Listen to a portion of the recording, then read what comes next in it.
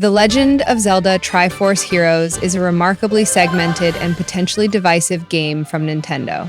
It attempts a similar trick to Four Swords Adventures, but with its totem mechanic and implementation, doesn't accommodate both solo and group players in canny ways. As a result, this is a multiplayer game with single player tacked on, which may feel largely alien to many Zelda fans. Nintendo is keen to emphasize that this is a different experience from the norm, but switching up from a proven formula isn't always wise.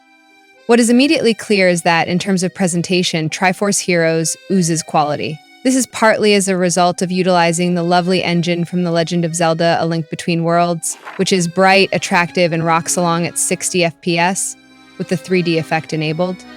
It remains one of Nintendo's finest technical accomplishments on 3DS, and this new entry also benefits from a standout soundtrack that mixes orchestral and retro sounds.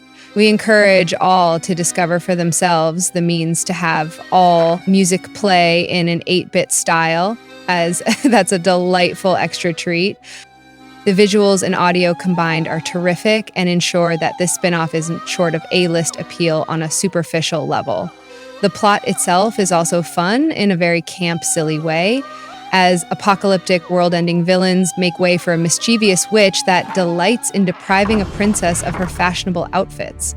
It's the daftest plot we've seen in a Zelda game, and actually that's fine. It's not meant to be taken at all seriously. Likewise, the hub setting of Hytopia is small but harmless, with a handful of goofy characters around to give it some life.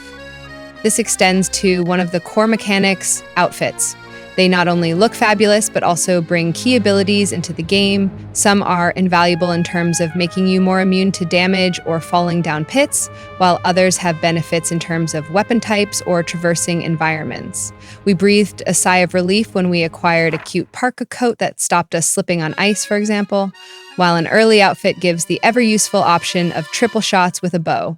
It's also nice to see Nintendo ignoring potential dissenters to cross-dressing too, with Link having options such as the much-shown legendary dress. The light tone of the game fits this approach, but it's worth acknowledging that not all companies have the confidence to use an outfit system in this way.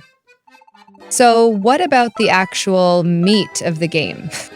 The campaign is slightly strange as it adopts the same informal zone approach of Four Swords. That in itself is fine, and there are unlocks in place, with the first area unlocking 3 more, and so on until all 8 areas are unlocked.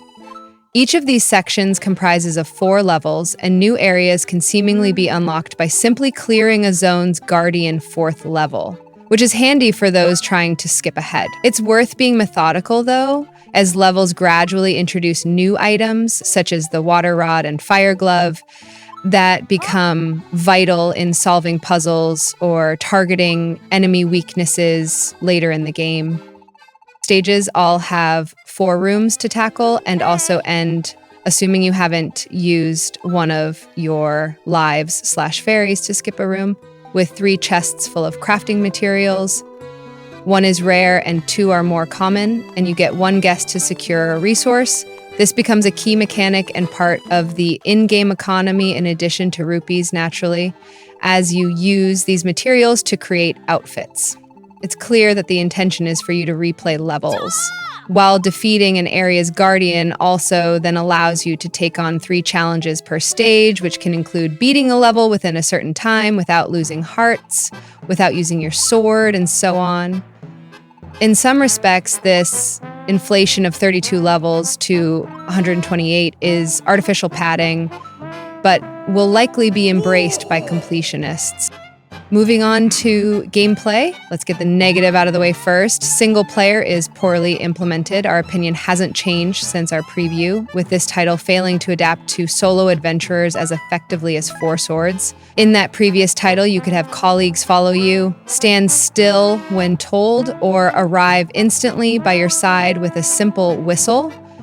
For reasons we can't fathom, Nintendo has failed to find inputs or a way of implementing a similar approach here, though we do have a face button X to take in-game photos for Miiverse. That seems like the wrong priority to us. Your two companions in single player are doppels and have no artificial intelligence. When you're not using them, they simply stay in place, lifeless. And the only way to move your team around as one is to form a full totem of 3.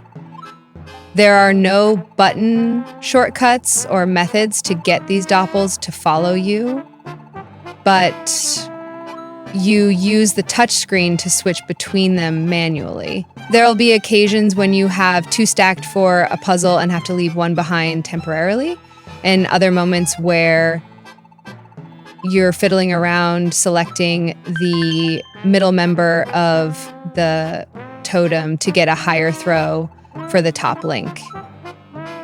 It's functional, but is also the least efficient way to work. Having the option to toggle with a shoulder button or have any of the 4 swords features would have helped here, but ultimately we're left with a fiddly, frustrating process. On occasions, it's cumbersome yet works, such as when solving environmental puzzles, while in other moments, particularly boss fights, it's a hindrance. And trying to totem up quickly while dodging attacks isn't fun, and it's challenging in the wrong ways. It's not only the game that's being difficult, but the actual mechanics behind it. It's telling, frankly, that Nintendo has advertised this mode as little as possible. While the game also discourages solo play, it does its best to warn you that playing with friends is better, but that doesn't make it entirely acceptable. Multiplayer is the way forward then, and it is a vastly different experience in this mode. It's evident that the best option from Nintendo's perspective is to play locally. There's fantastic download play support that allows one copy to provide data to 2 others and access, it seems, any content the game owner has unlocked. At least that was the case for the first half of the game when tested. That's a lot of content and means that friends can help you out with progress even if they have no intention of buying the game.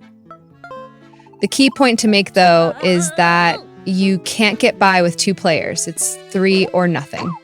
As we mentioned in our preview, we did experience some lag while using local multiplayer, even when trying to minimize potential signal interference. Results are a little stronger when all players have copies of their own, but even in that case, the dreaded stutter or spinning buffering circle can occasionally pop up. It's not game-breaking by any stretch of the imagination, but is worth acknowledging.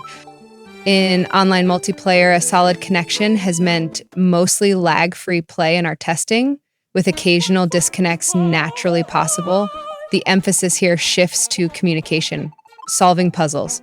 And sharing puzzles and sharing bafflement is easy when playing in the same room, but when heading online, the focus is on the communication panels on the touchscreen, with the 8 available being your only means of talking. On the one hand, these are a lovely touch, and even after plenty of hours, we found it hard not to laugh at their silly charm. The animated pom-pom Link and the goofy designs are wonderful, and tapping them repeatedly for simple animations is childish, yet oddly addictive. There's a but, however, as the panels don't provide enough communication when levels and puzzles ramp up in difficulty. Not all online co-op and multiplayer games need voice chat. Splatoon, for one, is arguably fine without, but it's sorely missed here. Rather than simply say, use your gust jar to hit that switch and then propel me, you have to jiggle around, hit the item panel over and over again, and spend a minute or 2 engaged in a bizarre exchange of placard waving. We'd often find ourselves laughing when long-running confusion was finally resolved with a thumbs up or pom-pom dance, yet our laughter was at the absurdity of the situation, rather than actual delight at the communication system working. This was largely our experience with people we knew, so issues can be accentuated when playing with strangers, especially if one or both teammates are weaker players. It's possible to reach extended dead ends when trying to coordinate trickier puzzles requiring multiple items, timed switches, or fiddly totem manipulation. These can be frustrating periods. While it's understandable that Nintendo is afraid of issues with voice chat, its own blacklist feature in online play gives players the ability to kick out and avoid potentially offensive teammates. With that in place, voice support could have made a difference here. Communication is important in team games with a focus on puzzles and 8 cute placards. All of this contributes to an uneven experience overall. We've encountered moments of brilliance when our team all instinctively knew what to do or when a tricky encounter was logically mastered over a few attempts. Some of the later stages in particular are fantastic visually and cleverly designed, and there were occasions where we couldn't help but smile as our team advanced into a dramatic setting and the music rose to the occasion.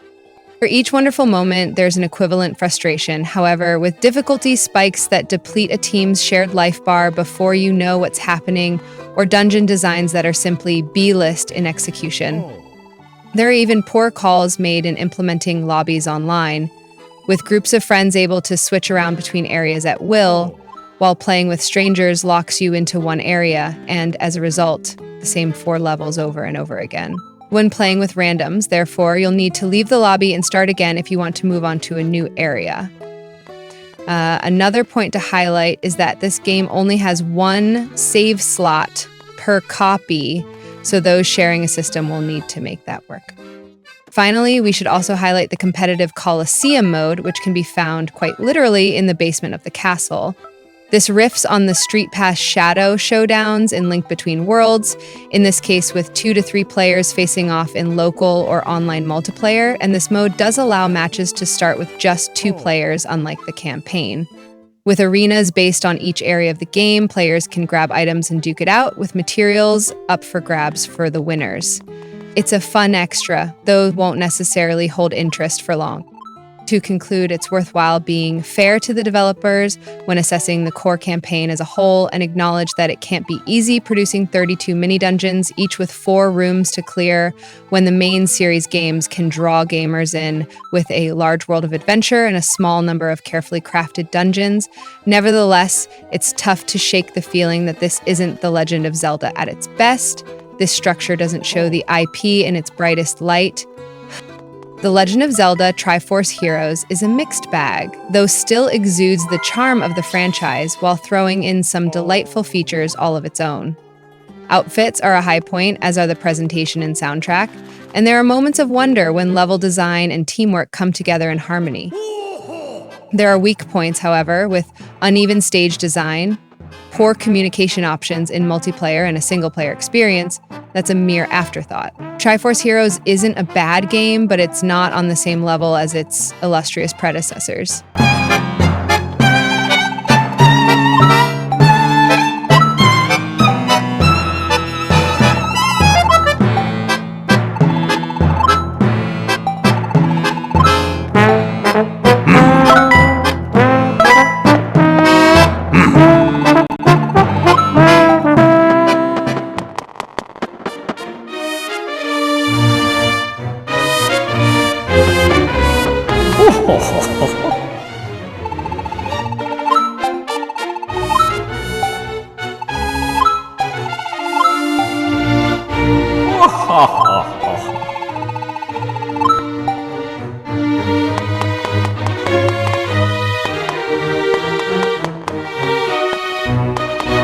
Hey! Whoa!